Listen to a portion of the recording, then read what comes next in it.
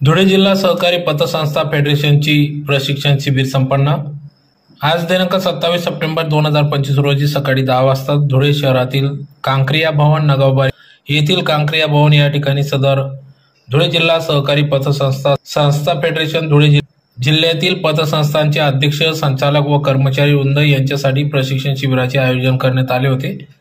या कार्यक्रमाप्रसंगी या ठिकाणी फेडरेशनचे गटनेते गोपाळराव केले यांच्या हस्ते या ठिकाणी उद्घाटन करण्यात आले। तर प्रशिक्षण शिबिरास जिल्हा उपनिबंधक मनोज चौधरी सहकारी संस्था धुळे, धीरज चौधरी सेवानिवृत्त जिल्हा विशेष लेखापरीक्षक सहकारी संस्था धुळे, लक्ष्मीकांत शहा अध्यक्ष धुळे जिल्हा पतसंस्था फेडरेशन आदी मान्यवरांच्या उपस्थितीत या ठिकाणी सदर प्रशिक्षण शिबिर पार पडले। तर प्रशिक्षण शिबिरात ज्येष्ठ कायदेतज्ञ ॲडव्होकेट दिनेश पाटील यांनी पतसंस्था व्यवस्थापन व कर्जाची वसुली, मालमत्ता संलग्न कसे करावे, समाज व्यवस्थापन या विषयावर या ठिकाणी प्रशिक्षण मार्गदर्शन केले।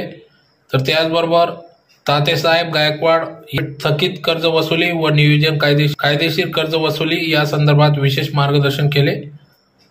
तर या प्रसंगी या ठिकाणी पतसंस्थांचे अध्यक्ष, पदाधिकारी, सदस्य आदींनी या ठिकाणी मोठ्या संख्येने सहभाग नोंदविला होता।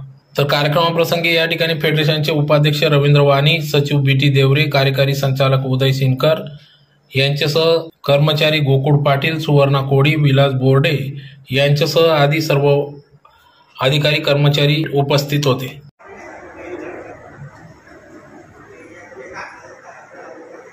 बरोबर आहे। कर्जाचा पहिला हप्ता थकला तरी ते कर्ज थकबाकीचं असेल किंवा तुम्ही जर ते कॅश क्रेडिट केलं असेल त्याचं पहिल्या महिन्याचं व्याज असेल किंवा तुम्ही जर 3 महिन्यात आकारणी करत असाल तर पहिलं व्याज थकलं त्याचं की ते कर्ज थकबाकीचं असेल। थकबाकीचं कर्ज हे एनपीए कधी होतं? 6 महिन्यानंतर होतं। म्हणजे थकबाकीचं कर्ज एनपीएच असेल असं नाही, बरोबर आहे। आपण जेव्हा थकबाकी कॅल्क्युलेट करतो त्यावेळेस आपण थकबाकी कॅल्क्युलेट करण्याचं आणि एनपीए कॅल्क्युलेट करण्याचं या दोन पद्धती वेगळ्या आहेत, ते सगळ्यात लक्षात घ्या। मग आपण त्याच्यावर कारवाई कधी करू शकतो? थकबाकी गेल्यावर करू शकतो का एनपीए गेल्यावर करू शकतो? करेक्ट। थकबाकी केल्यानंतर तुम्ही कारवाई करू शकता। तुम्ही पहिला हप्ता थकला त्याला मागणी नोटीस पाठवू शकता, तुमची मॅनेजर नोटीस पाठवा आणि मला सांगितल्याप्रमाणे तुम्ही 3 नोटीस तिची प्रत तुमच्या शिफारस करणाऱ्या संचालकाला द्या। ज्यांनी कोणी संचालकाला 144 घेतलं ना ते अतिशय उत्तम केले, बरोबर आहे। हे सगळं कायदेशीर झालं। आपण आता तुमचं एनपीएचं नियोजन वगैरे ते पण सांगितलं असणार नाही, तुम्ही तुमच्या पद्धतीने करायचं। पहिला हप्ता थकल्यावर काय करायचं, दुसरा थकल्यावर काय करायचं। आता थकबाकी वसुलीच्या पद्धतीने आपण कोणत्या प्रकारे थकबाकी वसूल करू शकतो?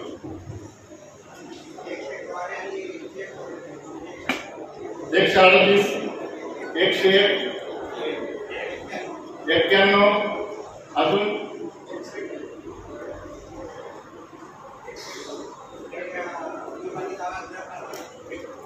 कोर्टात 91 पण मिळालं, बरोबर आहे। त्याच्यामध्ये सहकारी संस्थांची थकबाकी वसुली करण्यासाठी आपण शाळा वापरतो तर ते आपल्याला ती अधिकृत नाही। पुढे चेक घेण्याचे तुम्हाला कुठल्याही प्रकारचा अधिकार नाही। आपण घेतो त्याचे वरती शिक्का मारतो, सही करतो, टाकून देतो। तो चेक ज्यावेळेस आपण शिक्का मारतो त्यावेळेस चुकीचं होतं।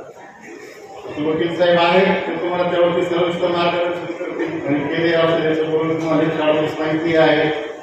कारण ज्यावेळेस आपण चेक टाकतो चेकची केस काय आहे, तुम्ही याच्याकडे वसुलीला गेलो तर तो संस्थेत आला, आमची तडजोड झाली आणि त्यांनी चेक दिला, तो चेक आम्ही बँकेत टाकला, तो वटला नाही, तो खोटा निघाला, त्याने आमची फसवणूक केली, याला शिक्षा व्हावी। त्याच्यामुळे पैसे मिळावे असं नसतं, ते त्याला शिक्षा व्हावी, बरोबर आहे। त्याच्यानंतर दुसरी आपण टाकतो 91 तारीख 91 कॅन्सल करण्यात टाकतो।